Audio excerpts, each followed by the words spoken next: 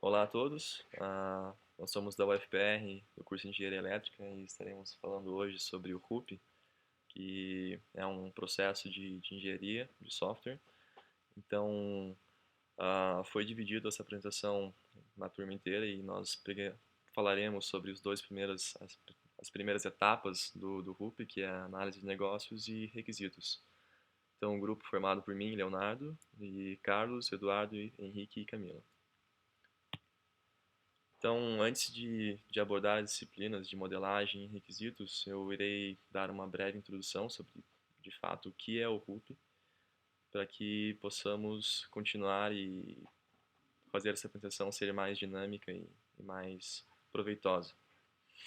Ah, Essa apresentação está sendo disponibilizada no YouTube, então eu vou deixar também na descrição o meu contato para caso haja alguma dúvida e caso você queira escrever algum comentário.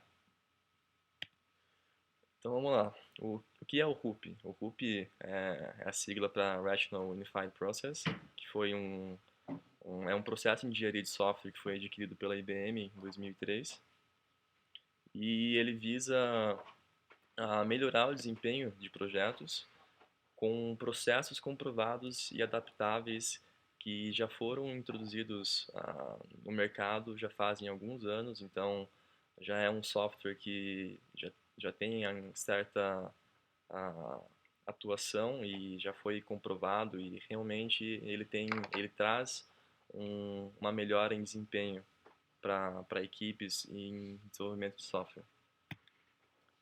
Essas informações eu retirei do site da IBM, basicamente contemplando os objetivos específicos, ah, que são bem diretos e eles têm essas funções de aprimorar a tua produtividade com técnicas e práticas configuráveis, ah, conforme a necessidade do teu projeto, desde um projeto pequeno a um projeto grande, suportar a colaboração de equipe e profissionais ah, nas mais diferentes áreas que esse grupo estiver atuando, para que essa informação ela seja de fato bem disseminada no grupo e que você possa trabalhar assim com todas as informações de um jeito mais dinâmico no teu projeto.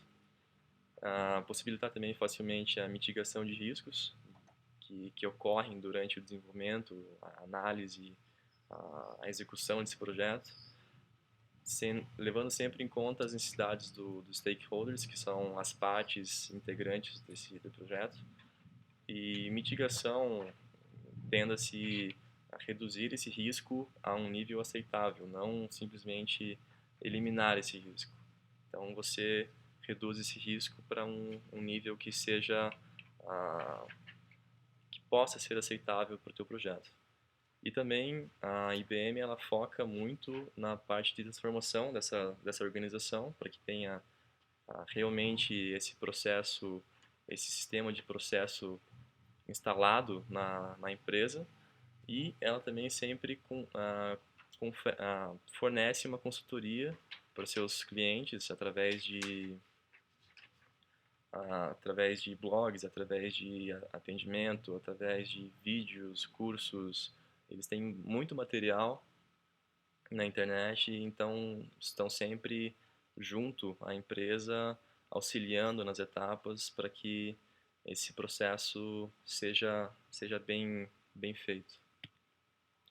Essas aqui são algumas características que o RUP apresenta, então ele adapta bem o processo, independente do tamanho e complexidade dele, ele consegue balancear bem as prioridades dos stakeholders, ele consegue fixar bem metas para que sempre sejam observadas essas metas no decorrer do processo.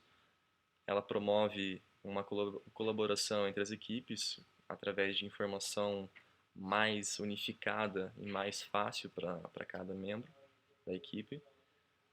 Demonstrar valor iterativamente, que é repetir esses processos num certo, uma certa repetição para que ah, sempre seja, cada item seja sempre checado uma, duas, três vezes para que ah, não seja nada deixado para trás e que sempre possa evoluir esse projeto.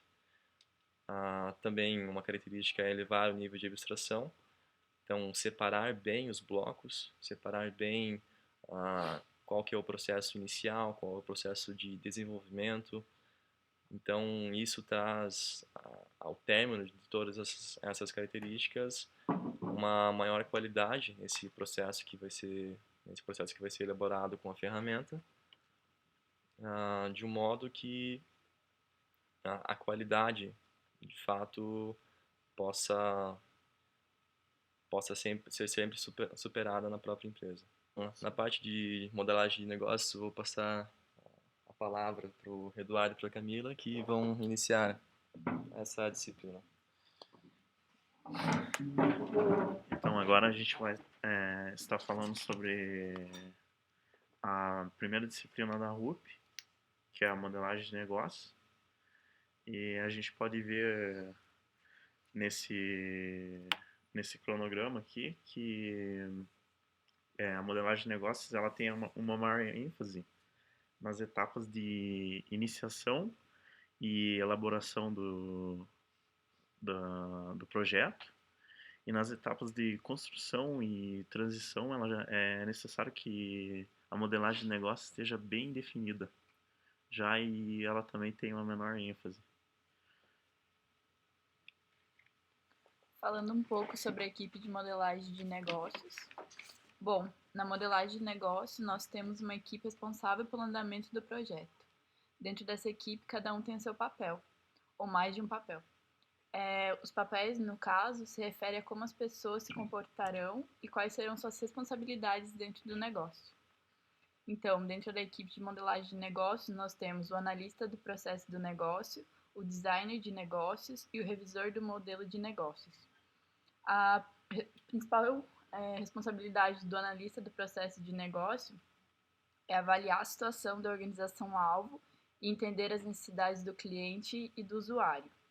Do design de negócios é entender as necessidades do cliente e do usuário, suas estratégias e metas e tomar parte na definição dos requisitos do produto final do projeto. E por fim, o revisor do modelo de negócios, ele é responsável por participar das revisões formais do modelo de casos de uso de negócios e do modelo de objetos de negócios. E ele deve ter um considerável conhecimento do domínio do negócio ou da tecnologia planejada para automatizá-la.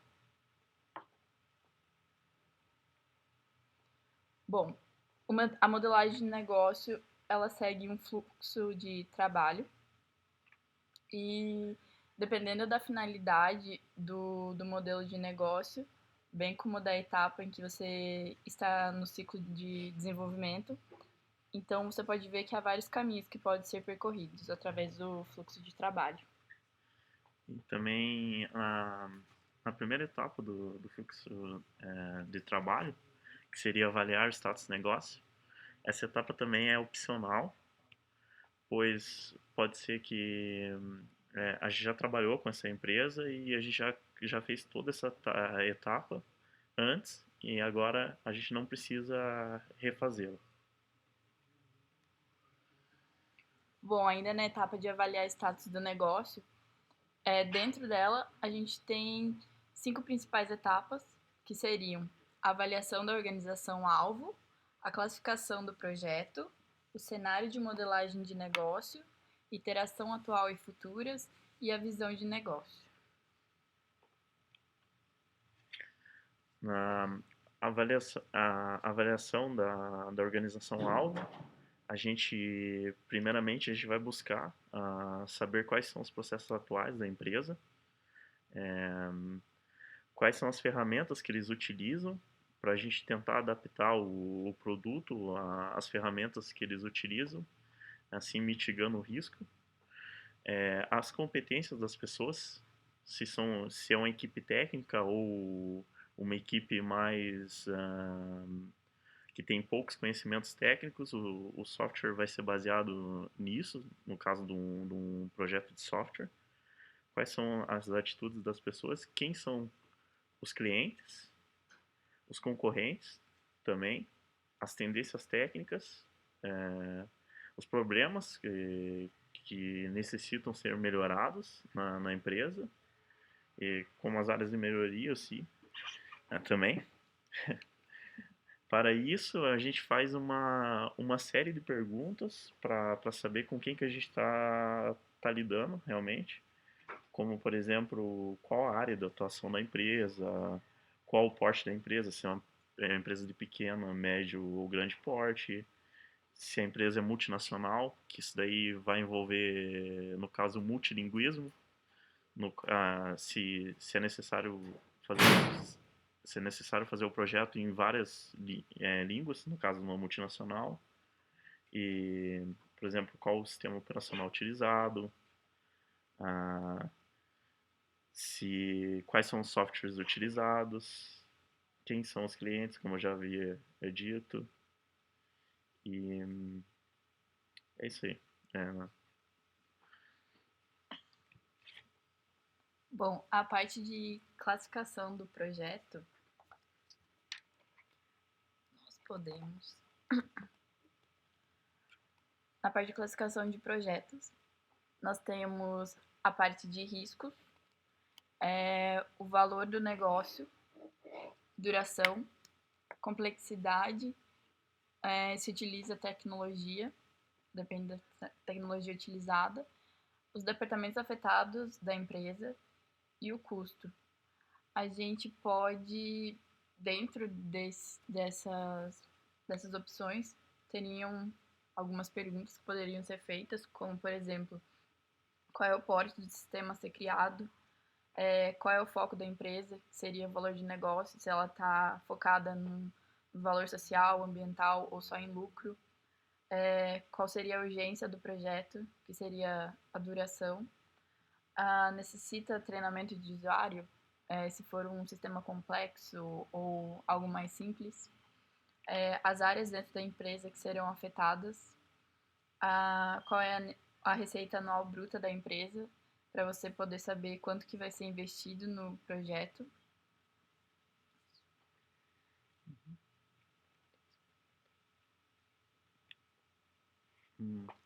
Então, depois dessa série de perguntas, é definido um cenário de modelagem de negócio.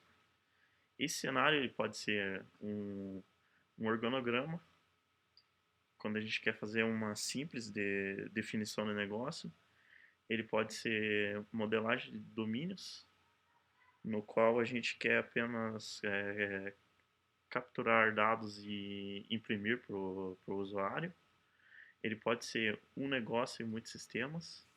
Nesse caso, esse caso é quando temos um projeto muito grande ou são vários aplicativos que formam um conjunto, um software, no caso de softwares em geral.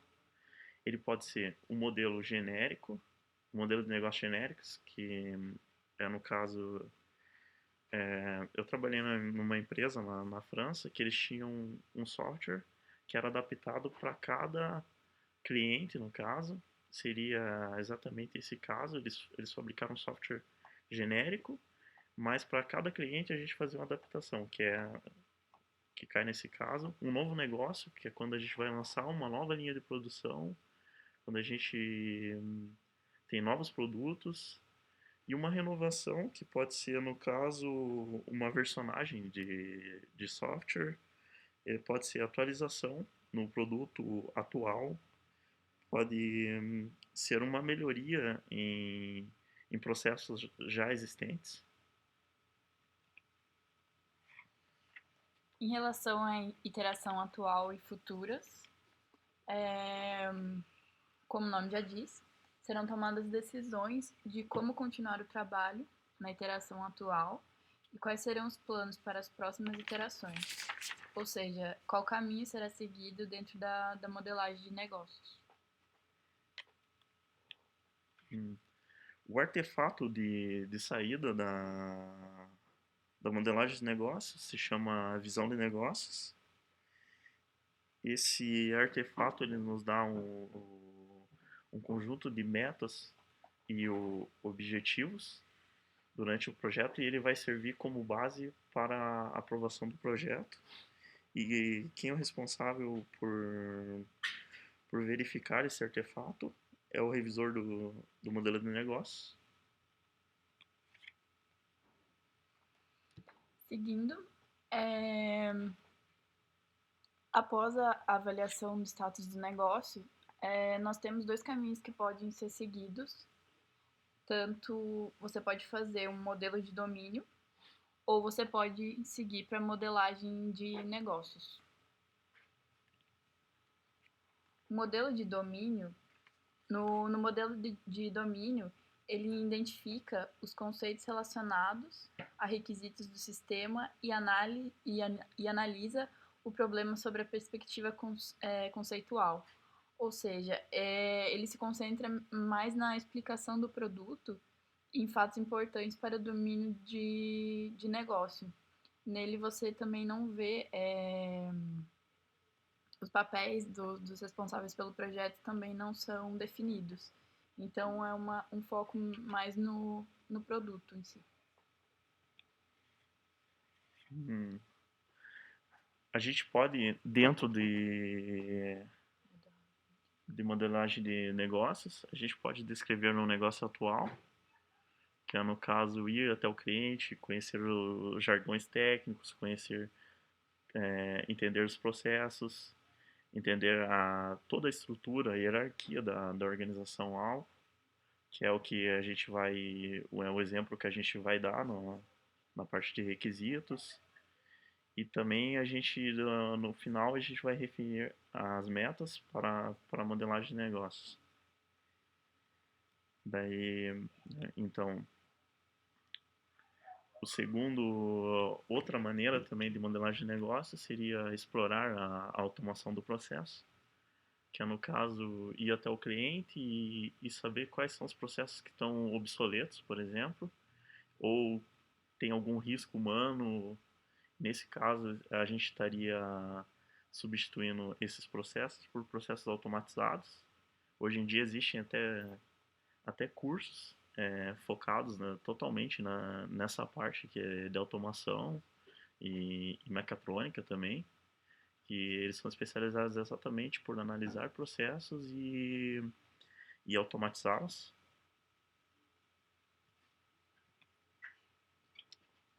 Outro caminho que pode ser seguido dentro da modelagem de negócios seria o primeiro passo, identificar os processos de negócios. O que seria isso? Determinar terminologia. Seria palavras técnicas que seriam utilizadas no... Vou começar de novo. Outro caminho a ser seguido na modelagem de negócios seria, com o primeiro passo, identificar os processos de negócios. Dentro desse processo, seria determinar terminologia, ou seja, palavras técnicas que seriam utilizadas, esboçar modelos de casos de uso de negócios e priorizar casos de uso a serem descritos com detalhes. Dentro dessa etapa, o artefato que seria documento de arquitetura de negócios.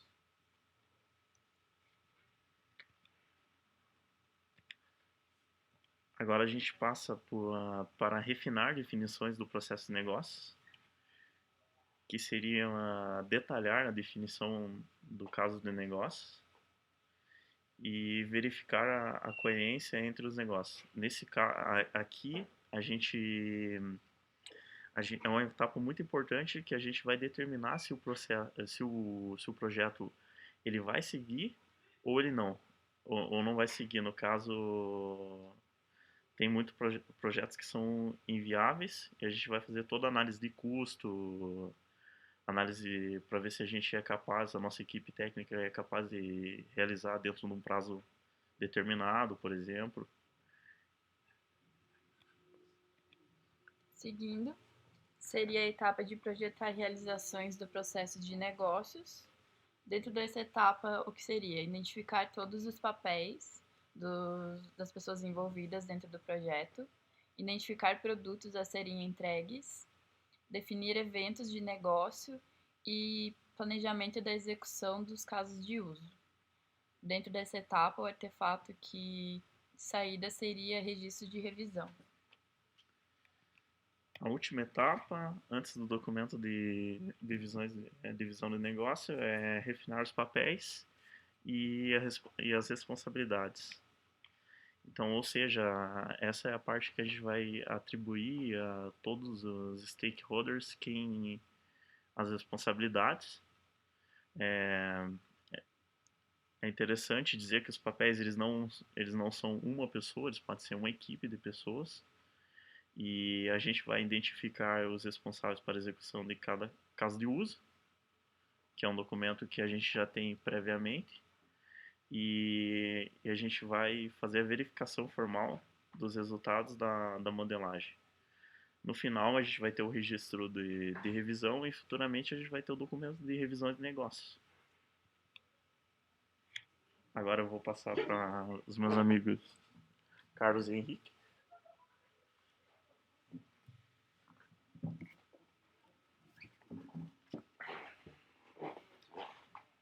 Bom, vista a primeira disciplina, a segunda disciplina ela foca nos requisitos. O objetivo desses requisitos, dessa segunda disciplina, é relacionar o que o sistema deve fazer em comum acordo com o cliente e o usuário.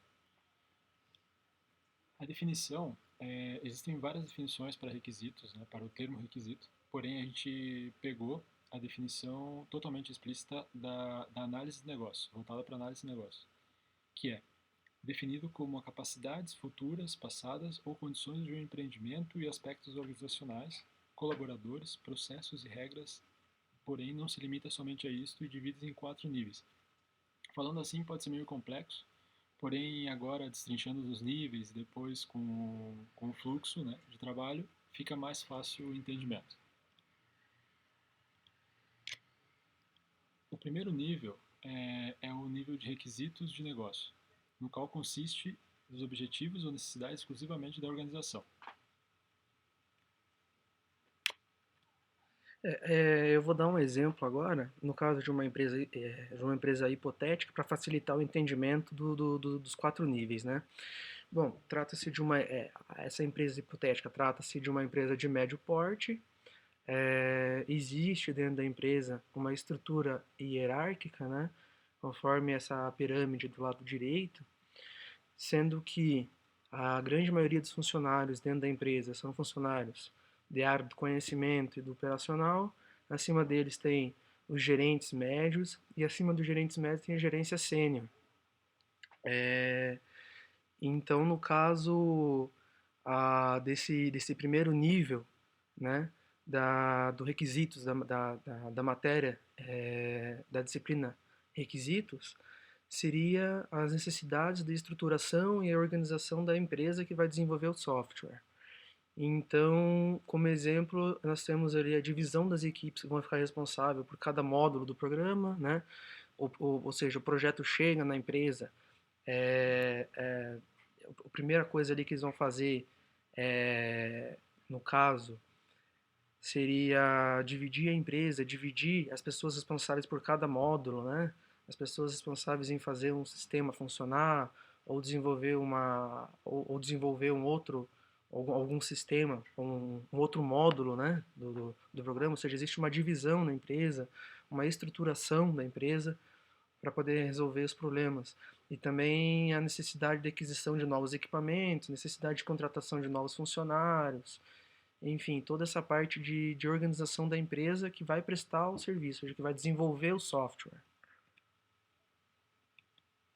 O segundo requisito é o requisito das partes interessadas, ou seja, como ele já mesmo diz, ele envolve agora todas as partes, tanto os usuários quanto o cliente e também a pessoa que fornece aquele software.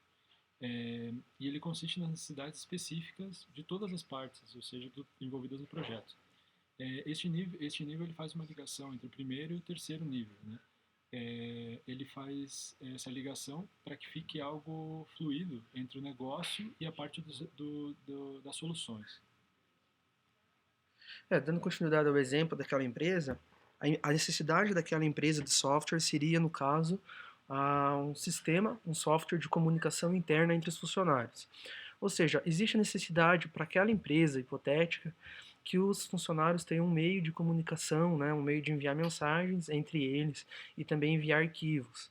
Então, nesse caso do segundo nível, do requisito da disciplina de requisitos, trata-se o quê? Das funcionalidades que o cliente precisa, do que o cliente precisa, que nesse caso seria a comunicação interna entre o pessoal, né? Também mostrar os dados coletados na disciplina de modelagem de negócio, ou seja, aqui é exibido, aqui é analisado com com maior profundidade os dados que foram coletados na disciplina anterior, né? Disciplina de modelagem de negócios. E também considera-se aqui, nesse nível, os limites do projeto, né? Isso quer dizer o escopo do projeto, até onde o projeto vai. Então, se você não definir um limite, se você não definir um escopo, o software tende ao infinito, você não tem um controle, você, enfim, precisa ter um limite, você precisa ter uma delimitação, né?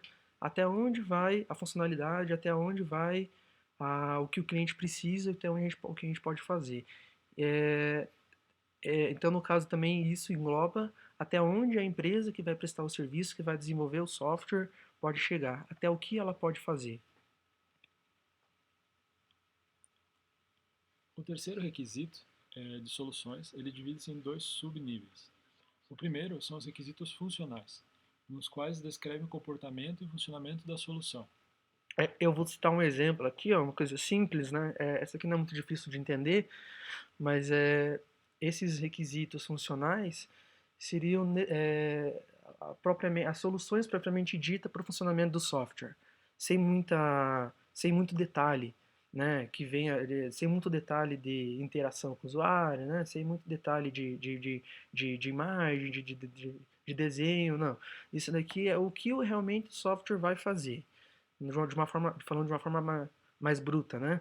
Então, considerando aquele exemplo hipotético da empresa que precisa de um software de comunicação entre os seus funcionários, esses requisitos funcionais a gente pode dizer que seja, por exemplo, inserir o login, inserir a senha, o usuário vai chegar no seu terminal, no seu computador, ele precisa inserir a senha, precisa inserir o seu login para poder acessar o sistema, né? Depois ele precisa selecionar um outro funcionário ou selecionar um gerente que ele pretende enviar a mensagem ou enviar o arquivo.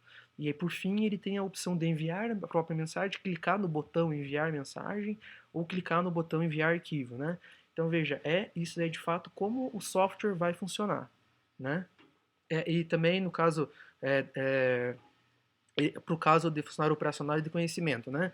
Então, como a empresa é hierárquica, um funcionário, né, um colaborador da empresa de um nível hierárquico acima de um operário, por exemplo, no caso anterior seria o gerente médio, ele também tem a opção lá, digamos, de acrescentar, de modificar ou cadastrar, né, funcionários funcionários operacionais de conhecimento. Então ele vai ter uma função a mais do que o nível hierárquico dele abaixo, né? Ele tem a função de gerenciar os funcionários, então ele vai receber uma função acima, uma função adicional. O outro subnível dos requisitos de solução são os não funcionais, também chamados requisitos de qualidade suplementares. Por exemplo, a velocidade, como vai ser feito ou implementado aquele software ou como ele vai funcionar, a aparência dele, né, a interface do software, as condições ambientais onde ele vai operar, às vezes tem condições de temperatura elevada, de umidade, né? Então, tudo isso deve ser colocado no papel para achar uma solução mais viável. Em suma, né, requisitos não funcionais trata-se de soluções suplementares do software. Então, não são as funções propriamente ditas do software, não é a parte funcional da coisa, né? É a parte suplementar, a parte adicional do negócio. Como exemplo, a gente pode dizer ali tratamento de falhas de envio de mensagem de arquivos. Então, o que a gente vai ter que fazer se der alguma falha quando o usuário envia uma mensagem? Então, dá um erro. Como é que a gente vai resolver esse erro? O que pode dar de errado ali? Então ele prevê esse tipo de coisa. Também ele é a parte, é o nível responsável, é o nível, é o momento da disciplina requisitos, né? Responsável ali por desenvolver o design, né? A interface gráfica do software, né? A facilidade de operação do software também vai ser elaborada aqui nesse nível. Ah, como o Carlos falou, a questão da velocidade. O software precisa trabalhar com uma velocidade mais rápida, ou seja, ele precisa responder, ter uma resposta instantânea. Ele pode demorar mais para enviar os dados, para enviar o arquivo, enviar ou receber, ter uma resposta, enviar o pacote, enfim. Esse tipo de complemento, esse tipo de função complementar, né, solução suplementar do software, vai ser tratada aqui nos requisitos não funcionais. Por último, o quarto requisito, que é o de transição. Ele consiste na conversão de informações, importante para a implementação do nível anterior. Ou seja, ele tem dois focos. Pode dizer, por exemplo, se você já tem um sistema em operação e você vai substituir ele por um novo sistema. Tudo isso tem que passar por um treinamento de operadores, treinamento dos usuários, novas regras são implementadas. Então, tudo isso é a transição para esse novo software. Ou se não, uma outra forma é quando você não tem nada, né, não tem o software e você implementa um novo sistema na sua empresa. Dessa forma também devem ser feitos treinamentos e tudo mais. Aqui, por exemplo, eu vou dar uns exemplos também simples do requisitos de transição, né? Aqui engloba, por exemplo, ali a capacitação dos usuários para a utilização do software. Tem que ensinar o pessoal a usar o software, né? Se trata-se de uma nova versão do sistema ou um sistema diferente do que já é utilizado na empresa, que não é o caso daquela empresa hipotética, porque seria um software novo, mas pode acontecer de ele querer atualizar o software, né? Pode ter a necessidade de reutilização do banco de dados, né? Tem que ter, às vezes, tem um banco de dados antigo e precisa passar para o banco de dados novo. Isso é feito no requisito de transição, né? Ah, também outra coisa também bacana de se citar aqui como exemplo, naquele caso hipotético da nossa empresa de comunicação, né, de comunicação interna dos funcionários, a gente pode considerar que a empresa que foi contratada para desenvolver o software, concluiu o software, entregou o software, alguns meses depois, algum tempo depois, existe a necessidade, a empresa, o cliente, né, percebe que precisa de mais um módulo. Ao invés de ter só aquelas 3 hierarquias, eles resolvem ter um módulo ali, um setor comercial, né? Então eles vão lá, eles vão contratar a empresa de novo e eles vão fazer a solicitação para inclusão, para desenvolvimento de um setor comercial naquele software já existente. Então a empresa vai desenvolver o módulo do setor comercial e precisa inserir aquele módulo no software já existente, né? Então, aqui nesse quarto nível, né, de requisitos, né, requisito de transição, ele vai unir, nesse caso, ele vai unir o novo módulo, que é para o setor comercial, com o software já existente. Uma outra forma de analisar toda essa questão dos requisitos é através do fluxo de trabalho, né? Ou seja, a ideia é a mesma, passar pelos 4 níveis, agora de uma forma diferente. Aqui, em primeiro lugar, dando ênfase, né, você tem a entrada, né, você pode, dependendo da situação do software a ser implementado, se é um novo sistema ou um sistema já existente. Nisso, digamos que seja um novo sistema. Precisa ser analisado o problema, né, para ver o que precisa ser desenvolvido. Após isso, se compreendidas as necessidades, né, isso é implementado e passa adiante. Caso não ocorra isso, ele volta para a análise do problema. No caso de sistemas existentes, você não precisa analisar o problema, você pode passar direto para a compreensão. Caso não consiga ser desenvolvido o software, você passa para a parte da análise de problemas porque não conseguiu passar adiante. Isso ele implementa basicamente o nível 1, né, que é a parte da negociação. Já depois disso, você já tem o problema, você vai começar a buscar as soluções, né? Mas antes disso você precisa gerenciar o escopo do sistema, ou seja, aí entra a parte de todos os envolvidos no projeto, todas as partes. Você aí analisa se o que o cliente está pedindo para a empresa que vai fornecer aquele software é possível desenvolver, quais são as fronteiras, né, que você consegue chegar, tanto do cliente quanto do fornecedor, se você pode fazer olhando na parte do fornecedor, se você pode fazer aquele trabalho, né, você continua com o escopo, trabalha no escopo, refina as definições do sistema e implementa e fornece aquele software para o cliente. Caso isso não ocorra, ele volta para o nível 1, lá em cima, onde é compreender as necessidades dos envolvidos novamente, e aí volta todo aquele processo que eu expliquei anteriormente. Nesse zoom aqui especificamente, a gente tá definindo o sistema e gerenciando o escopo, né? Isso é aquela parte do nível 2. E depois passa para o nível 3, que são as soluções, já, se você pode pode solucionar aquele problema através de um software. E refinar as definições do sistema seria a parte do nível 4. Em paralelo a tudo isso, existe esse fluxo, né, que é o gerenciar requisitos mutáveis. Ele basicamente está focado no nível 4, que é o de transição. Né? Isso daqui, ele na verdade é para você implementar ele em todas as partes do sistema. Tanto na parte da análise do problema, quanto compreender as necessidades, sempre isso pode obter mudanças, então você sempre vai estar recapacitando todas as ideias. E também pode ser feito após isso, como o Henrique tinha explicado na parte dos módulos, né, que você acopla um novo módulo naquele sistema, e tudo isso você tem que fazer um gerenciamento desses requisitos, para ver se isso não vai alterar os requisitos já estabelecidos no projeto como um todo. Caso isso altere, você deve rever cada passo do sistema. Aqui a gente tem o documento de visão. Então, depois que conclui todas essas etapas, né, as 4 etapas da disciplina de requisitos, desenvolvido um documento chamado documento de visão. Nesse documento ali contém toda a descrição, todas as informações dos requisitos pretendidos, né?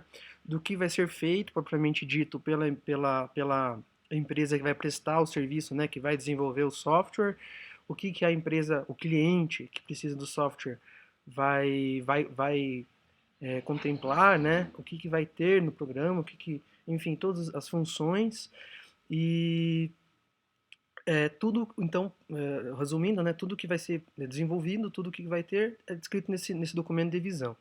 Esse documento de visão passa por todas as partes interessadas no projeto e se tudo tiver ok, se tudo tiver em conformidade, né, se todos estiverem de acordo com o que tiver descrito lá, aí segue para um contrato do projeto, né, feito o contrato propriamente dito do projeto.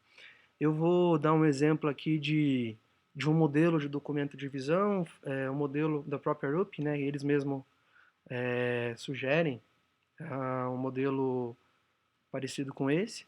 É simples, é fácil de perceber aqui, ó. Aqui trata-se também de um software de comunicação, um software de mensagens, mas, porém, de uma empresa de notícia, uma empresa de jornalismo, né? A ideia seria prestar informações de jogos universitários, jogos estudantis, né? E aqui, como a gente pode perceber, primeiro começa com o histórico de revisões, aqui tem um título, o título do sistema que vai ser implementado, coloca-se então uma breve introdução, né? Nesse documento do que vai ser o software, por que razões exige, para qual necessidade, né? Aqui no lado esquerdo, ficou meio bagunçado, aqui no lado esquerdo é feito uma justificativa do porquê, qual a necessidade do software, uma breve, né, uma breve justificativa. Aí aqui começa uma tabela, né? Aqui já começa a ser mais focado, mais específico as informações. O problema, né? Qual que é o problema que precisa ser resolvido?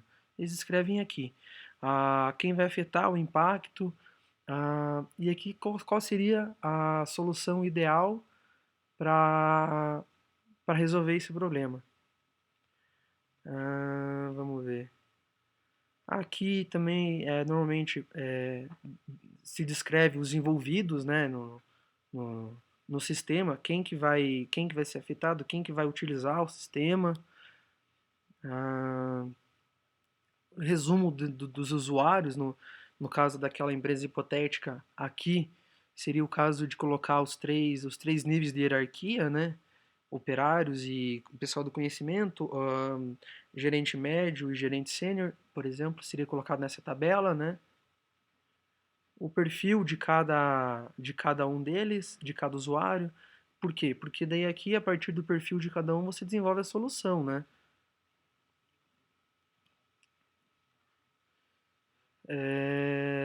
Tem um diagrama de blocos, né? Como vai, da onde ele vai para um servidor, ele vai ser conexão ponto a ponto, né?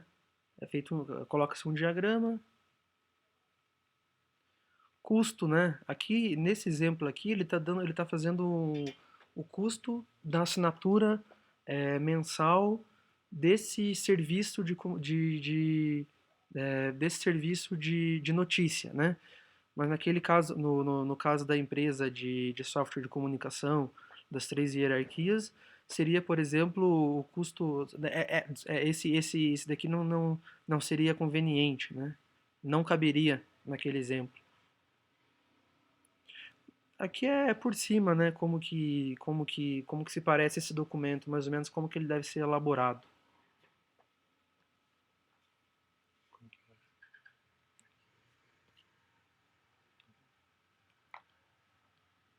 Bom, aqui temos as nossas referências, nas quais pesquisamos para essa apresentação.